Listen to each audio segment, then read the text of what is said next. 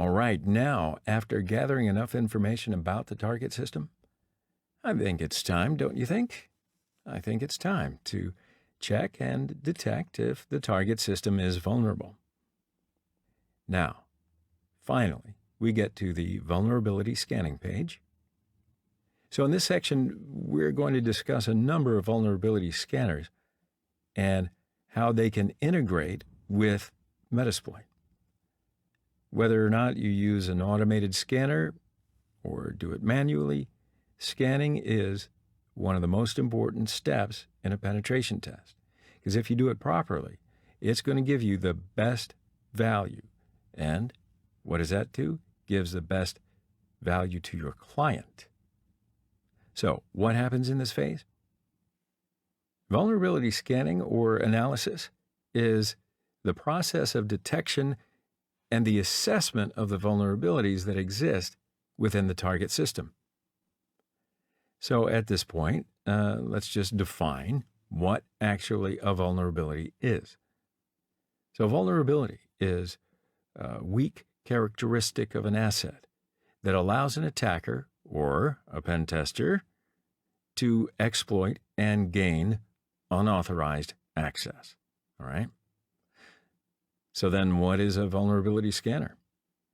It's an automated program, typically, designed to look for weaknesses in networks and applications. They send some data over the network and analyze the responses by using their vulnerability database as a reference. Now, because different systems behave differently when particular network probes are sent by vulnerability scanners, these unique responses serve as a fingerprint that determines the operating system version and even its patch level. A vulnerability scanner can also use a given set of user credentials to log into the remote system and enumerate the software and services. Now, with the results that it obtains, the scanner presents a comprehensive report and an outline of detected vulnerabilities on the system.